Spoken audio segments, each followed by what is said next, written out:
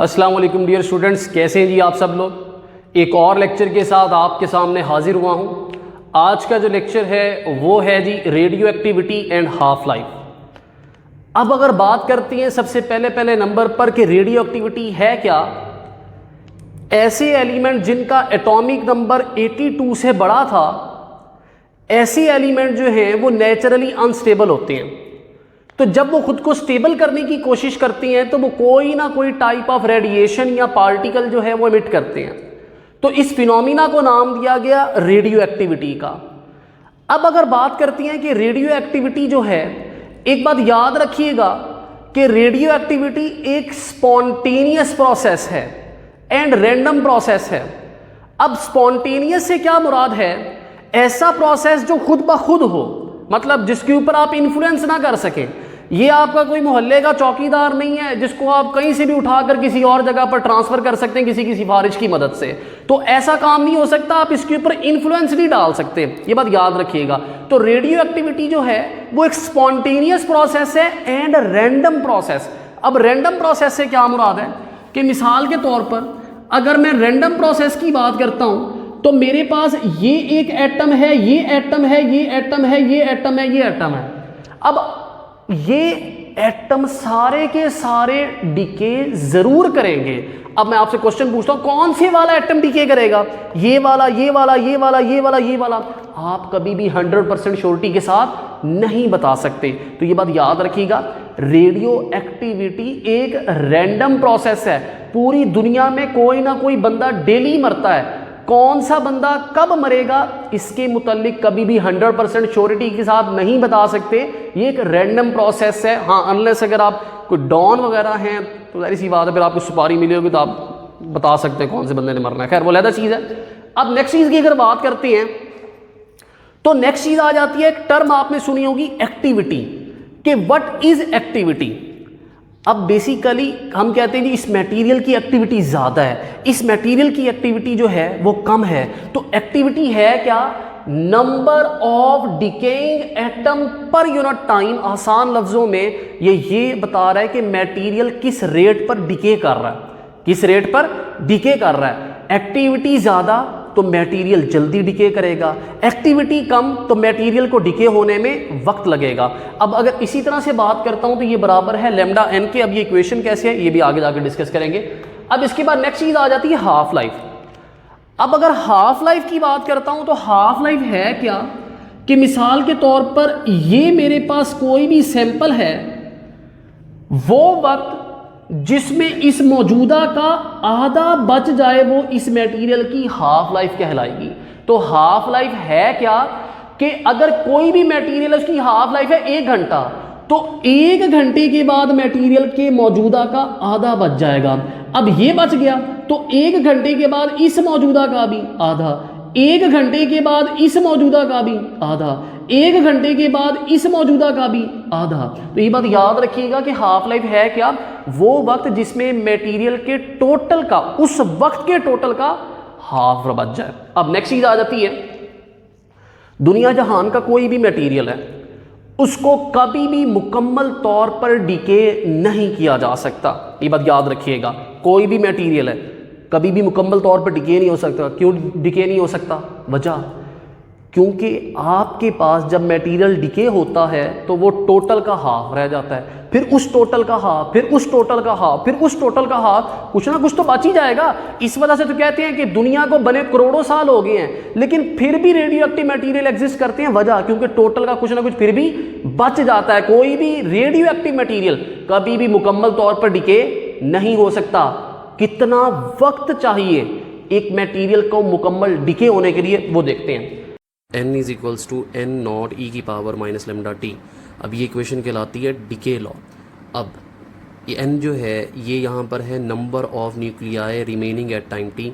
n not जो है ये ओरिजिनल नंबर ऑफ एटम है, लेमडा जो है ये डिके कांस्टेंट है, और t जो है यहाँ पर वो टाइम है। अब अगर टाइम जो है वो t is equals to infinity है तो e की पावर इन्फिनिटी आंसर 0 आ जाएगा। तो n इज इक्वल्स टू 0। अब ये इक्वेशन क्या बताती है कि जितने सैंपल था वो सारा का सारा डिके हो गया है, मतलब रिमेनिंग एटम जो हैं वो ज़ीरो हो गए हैं। और ऐसा कब होगा? जब हमारे पास टाइम जो है वो इन्फिनिटी के बराबर होगा। तो कोई भी मटेरियल जो है वो मुकम्मल तौर पे डिके नहीं हो सकता, ये बात याद रखनी है आपने। हाफ लाइफ जो है ये फिजिकल या केमिकल मेथड से इफेक्ट नहीं होती।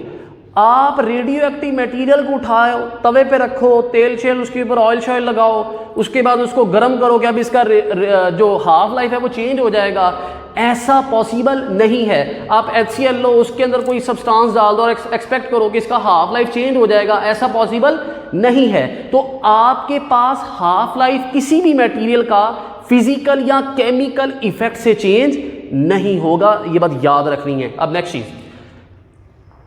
चीज आ जाती है जी कि delta n is proportional to -n। क्या मतलब? जितने ज्यादा ओरिजिनल एटम की तादाद होगी तो नंबर ऑफ डिकेइंग एटम भी उतने ज्यादा। मिसाल के तौर पर एक जगह पे 1000 बंदा है तो बंदे मरेंगे, 2000 में ज्यादा बंदे मरेंगे, 10,000 में और ज्यादा, 1 लाख में और ज्यादा, 10 लाख में और ज्यादा। तो जितने ज्यादा ओरिजिनल सैंपल के एटम होंगे तो नंबर ऑफ डिकेइंग एटम भी उतने ज्यादा। और माइनस का साइन शो करता है कि एटम की तादाद पहले के मुकाबले में कम होती जाएगी। एंड नेक्स्ट है delta n is proportional to delta t। इसका क्या मतलब है? इसका मतलब यह है कि जितना ज्यादा टाइम होगा तो नंबर ऑफ डिकेइंग एटम भी उतने ज्यादा। 1 घंटे में 10 बंदे तो 2 घंटों में ज्यादा मरेंगे 10 से, 3 घंटों में और ज्यादा, 5 घंटों में और ज्यादा। तो जितना ज्यादा टाइम होगा तो नंबर ऑफ डिकेइंग एटम भी उतने ज्यादा होते जाएंगे। अब ये और ये, इसको अगर मैं इकट्ठा मिलाकर लिख दूं तो delta n is proportional to -n delta t। Proportionality का साइन खत्म किया, इक्वालिटी का साइन लगाया, तो ये आ गया -λn डेल्टा t। यहां से लैम्डा का वैल्यू निकाला, n को डेल्टा n के नीचे ला के डिवाइड कर दिया और डेल्टा t को इधर ला के डिवाइड कर दिया। अब गौर करना जरा, अब ये जो इक्वेशन बनी है इसमें लैम्डा कहलाता है decay constant and delta n over n है fraction of decaying atom per unit time. तो fraction of decaying atom per unit time को क्या कहते हैं? डिके कांस्टेंट कहते हैं। आसान लफ्जों में fraction of decaying atom per unit time आपको क्या बता रहा है? डिके रेट बता रहा है कि मटेरियल किस रेट पर डिके कर रहा है। तो आप ये कह सकते हैं कि लैम्डा जो कि डीके कांस्टेंट है ये क्या बताता है? डिके रेट बताता है। ये क्या बताता है? डिके रेट बताता है। ये बात याद रखनी है। अगर मटेरियल जल्दी डिके कर रहा है तो डिके रेट ज्यादा, तो डिके कांस्टेंट ज्यादा। अगर मटेरियल देर से डिके कर रहा है तो उसका डिके कांस्टेंट कम, तो डिके रेट भी कम होगा। ये बात याद रखनी है। अब नेक्स्ट चीज, अगर मैं delta n over delta t रहने दूं तो n लैम्डा के साथ आके मल्टीप्लाई, तो delta n over delta t किसके बराबर आ जाएगा? Lambda n। तो इक्वेशन आ गई activity is equal to lambda n। आसान लफ्जों में एक्टिविटी डिपेंड करती है डिके कांस्टेंट पे। किस पे? डिके कांस्टेंट पे। डिके कांस्टेंट ज्यादा तो एक्टिविटी ज्यादा, मटेरियल ज्यादा जल्दी डिके करेगा। अब नेक्स्ट चीज आ जाती है half life undecayed atom and decayed atom. अब ये बात को जरा समझिएगा। अब एक टर्म होती है डिकेड एटम, एक टर्म है अनडिकेड एटम। अब डिकेड से मुराद है जो डिके हो गए हैं और अनडिकेड से मुराद है जो बच गए हैं। तो गौर करना जरा। अब मिसाल के तौर पर पहले जो हमारे पास ओरिजिनल सैंपल था वो था 1। जब पहली हाफ लाइफ गुजरेगी तो पहले का क्या हो जाएगा? आधा बच जाएगा। फिर अब पहले का था आधा, फिर दूसरी हाफ लाइफ गुजरेगी तो बकाया कितने बच जाएंगे? इसके मुकाबले में भी आधा। तो इसका मतलब क्या हो गया? 1/4। फिर 1/4 बच गए, तो जब तीसरी हाफ लाइफ आएगी तो इसके भी आधा, तो 1/4 का हाफ कितना हो जाएगा? 1/8। फिर जब फोर्थ हाफ लाइफ आएगी तो फोर्थ हाफ लाइफ में 1/8 का भी क्या हो जाएगा? हाफ। तो 1/8 का हाफ कितना हो जाएगा? 1/16। तो ये बात याद रखिएगा कि आपके पास अनडिकेड एटम ऐसे निकालते हैं, अनडिकेड एटम ऐसे निकालते हैं। अब गौर करना जरा। मिसाल के तौर पर अनडिकेड, जब मटेरियल ने डिके होना शुरू नहीं किया तो अनडिकेड जो होंगे वो फुल मतलब 1, और डिके कितने हुए हैं? कोई भी नहीं, 0। अब जब पहली हाफ लाइफ गुजरेगी तो अनडिकेड कितने बच जाएंगे पीछे, आधा, और डिके भी कितने हुए, हाफ। अब जब अगली हाफ लाइफ आएगी तो मजीद एटम जो होंगे वो डिके करेंगे, तो मौजूदा का भी क्या आ जाएगा, हाफ। तो मौजूदा का हाफ 1/4। इसका मतलब क्या हुआ, जब तीसरी हाफ लाइफ तो फिर इसके मुकाबले में भी आधे एटम बच जाएंगे, तो 1/4 का हाफ 1/8। जब चौथी हाफ लाइफ गुजरेगी तो फिर इस 1/8 के भी क्या बच जाएंगे, 1/16, मतलब इसके भी आधे एटम बच जाएंगे। तो ये बात समझ में आई है। अब अगर मैं डिकेड एटम की बात करता हूं तो वो आ जाएगा 3/4, वो आ जाएगा 7/8, वो आ जाएगा 15/16। अब एक शॉर्टकट वैसे फॉर्मूला है 2 की पावर n 1/2 की पावर n, ये है अनडिकेड के लिए, गौर करना। n है नंबर ऑफ हाफ लाइफ।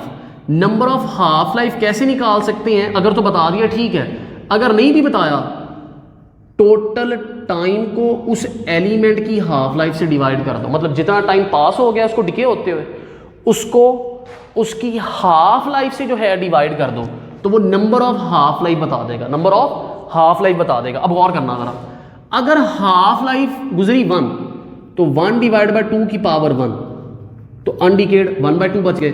अगर हाफ लाइफ थी 2, मतलब sorry number of half life गुजरी 2 तो 1/2 की पावर 2 1/4। अगर हाफ लाइफ गुजरी 3 तो 1/2 की पावर 3 1/8 आ गया। तो ये बात याद रखनी है। अब गौर करना जरा, बच्चे हर चीज़ के शॉर्टकट फार्मूला, सर इसका भी बता दें, इसका भी बता दें, हर किसी का शॉर्टकट फार्मूला रखने की जरूरत, याद रखने की जरूरत नहीं। गौर करना कैसे, एक कंफ्यूजन होती है बच्चों को डिकेड में और अनडिकेड में, क्या कि यार कौन से वाला डिकेड है कौन से वाला अनडिकेड है, बच्चों को याद ही नहीं रहता। एक है 1/something वाली सीरीज, एक है 3/4, इस तरह से ये वाली सीरीज, ये बड़ी सीरीज है, ये छोटी सीरीज है। ये बात याद रखना, ज्यादा सैंपल डिके कर रहा है, जो पीछे बच रहा है उसकी तादाद कम है, तो फिर 1/2, 1/4, 1/8, 1/16 ये कम तादाद को शो कर रहा है। तो ये बात याद रख लो, पल्ले बांध लो कि जो 1 सीरीज वाली है, 1/something वाली सीरीज, ये अनडिकेड की है, जो बच गए हैं, इसको रट्टा मार लो बेशक आप। अब जो डिकेड है ये 3/something ये वाला है। अब इसको कैसे याद रखना है, अगर आप ये निकालो तो ये निकल आएगा। देखो डिनोमिनेटर सबके सेम है, 4 4, 8 8, 16 16। अगर आपको अनडिकेड पता चल गए हैं तो गौर करना जरा, 4 इसमें से एक माइनस करो 3, ऊपर लिख दो 3/4, 8 एक माइनस करो 7, 7/8, 16 में से एक गए 15/16। तो आप इस तरह से अनडिकेड से डिकेड एटम की तादाद भी निकाल सकते हैं। अब नेक्स्ट चीज जो है वो आ जाती है relation between half life and decay constant. Decay law हमने पढ़ा था, n = n0 e की पावर -λt। अब अगर लेट कर लो वक्त जो है वो गुजर गया है हाफ लाइफ के बराबर, तो एक हाफ लाइफ में मौजूदा का मटेरियल कितना बच जाएगा, हाफ। तो फिर इस इक्वेशन में n की जगह पर n0/2 पुट कर दो एंड t की जगह पर t हाफ, n0 से n0 कैंसिल। अब हाफ e की पावर -λt हाफ। अब दोनों तरफ नेचुरल लॉग ले लिया, नेचुरल लॉग लिया तो नेचुरल लॉग की प्रॉपर्टी इसको ऊपर शिफ्ट करके माइनस नेचुरल लॉग 2। अब इस पावर को नेचुरल लॉग नीचे उतार लेगा तो -λt half natural log e बच जाएगा। अब माइनस से माइनस कैंसिल और नेचुरल लॉग e 1 के बराबर, तो natural log 2 = lambda into half life. Natural log 2 बराबर होता है 0.693 = लैम्डा इंटू हाफ लाइफ। तो ये क्या शो करता है, किसी भी सैंपल के लिए डिके कांस्टेंट और उसकी हाफ लाइफ, इनका प्रोडक्ट हमेशा कांस्टेंट रहता है और वो किसके बराबर होगा, 0.693 के बराबर, 0.693 के बराबर। अब नेक्स्ट चीज, अगर मैं यहां से हाफ लाइफ निकालना चाहूं तो लैम्डा को इधर ले जाके डिवाइड, लैम्डा आके डिवाइड, तो ये रिलेशन बन गया। अब ये रिलेशन है क्या, half life is inversely proportional to decay constant. क्या मतलब, किसी मटेरियल का डिके कांस्टेंट ज्यादा तो मटेरियल ज्यादा जल्दी डिके करेगा, ज्यादा जल्दी डिके करेगा तो डिके रेट ज्यादा है तो ज्यादा जल्दी डिके कर रहा है। तो जब ज्यादा जल्दी डिके कर रहा है तो मौजूदा का आधा भी जल्दी नहीं हो जाएगा? जब मौजूदा का आधा जल्दी तो हाफ लाइफ कम, यानी कि डिके कांस्टेंट ज़्यादा तो मटेरियल ज़्यादा जल्दी डिके करेगा। ज़्यादा जल्दी डिके करने का मतलब है कि उसकी हाफ लाइफ कम होगी, उसकी हाफ लाइफ कम। अब इसके बाद एक और टर्म आ जाती है मीन लाइफ टाइम। अब अगर मैं मीन लाइफ टाइम की बात करता हूं तो ये रेसिप्रोकल होता है डिके कांस्टेंट का। अब मीन लाइफ टाइम से क्या मुराद है? नो डाउट मटेरियल कभी भी मुकम्मल तौर पे डिके नहीं हो सकता, लेकिन फिर भी हम कहते हैं यार ओवरऑल इसकी इतनी एवरेज लाइफ टाइम है, इसकी इतनी एवरेज लाइफ टाइम है। मतलब हम कहते हैं जी दुनिया में औसतन जो है वो मिसाल के तौर पर ऑन द एवरेज पाकिस्तान के अंदर जो एक बंदे की एज होती है वो 50 साल 40 साल के दरमियान होती है, या 60 साल से 50 साल के दरमियान होती है। तो इसी को कहते हैं एवरेज लाइफ टाइम कि ओवरऑल मतलब कोई भी सैंपल है उसमें एक एटम फौरन डिके कर रहा है, एक एटम को करोड़ों साल लग गए, एक एटम 10 घंटे बाद कर गया, एक एटम 20 घंटे बाद कर गया, तो उन सब का एवरेज लाइफ टाइम जो है वो क्या कहलाता है? Mean life time. तो mean life time is the reciprocal of decay constant. अब बच्चे अक्सर कंफ्यूज हो जाते हैं दोनों इक्वेशंस को देख के कि सेम टू सेम है, सेम टू सेम है। नहीं, एक बात याद रखिएगा, दो सैंपल हैं, दोनों का अगर मैं बात करता हूं कि एक सैंपल की मीन लाइफ और एक सैंपल की हाफ लाइफ सेम है, तो इसका हरगिज मतलब ये नहीं होगा कि दोनों का डिके रेट सेम होगा। गौर करना कैसे, यानी कि एक सैंपल है, दो सैंपल है। मिसाल के तौर पर समझाता हूं बात को, एक एमसीक्यू है। फॉर एग्जांपल एमसीक्यू आ जाता है कि एक मटेरियल है एक्स, उसकी हाफ लाइफ एक मटेरियल वाई के मीन लाइफ टाइम के बराबर है। अब ऐसी सिचुएशन में क्वेश्चन ये है कि कौन ज्यादा जल्दी डिके करेगा। तो हाफ लाइफ का रिलेशन ये है 0.693 डिवाइड बाय लैम्डा, एक्स है तो लैम्डा एक्स। अब मीन लाइफ टाइम का रिलेशन 1/लैम्डा वाई, इसको इधर इसको इधर, तो ये बन जाएगा lambda X is equal to lambda Y into 0.693। अब आप देख सकते हैं इक्वेशन से कि जब ये इससे मल्टीप्लाई होगा तो लेस देन क्वांटिटी 1 से जब मल्टीप्लाई करूंगा तो मेरा लैम्डा एक्स का जवाब लैम्डा वाई के मुकाबले में छोटा आएगा। अब गौर करना, हमने कहा था एक्टिविटी प्रोपोर्शनल है डिके कांस्टेंट के, और एक्टिविटी बताती क्या है? डिके होने की रफ्तार। इसका मतलब क्या हुआ? लैम्डा एक्स का डिके कांस्टेंट छोटा तो एक्टिविटी कम, एक्टिविटी कम तो डिके होने की रफ्तार कम, डिके होने की रफ्तार कम। जबकि लैम्डा वाई का डिके कांस्टेंट ज्यादा तो डिके कांस्टेंट ज्यादा तो उसकी एक्टिविटी ज्यादा, तो वो जल्दी डिके होगा, यानी कि लैम्डा वाई जल्दी डिके होगा लैम्डा एक्स के मुकाबले में। तो ये हो गया जी हमारे पास आज का लेक्चर। किसी भी किस्म का कोई कन्फ्यूजन हो तो आप कमेंट सेक्शन में पूछ सकते हैं। अस्सलाम वालेकुम।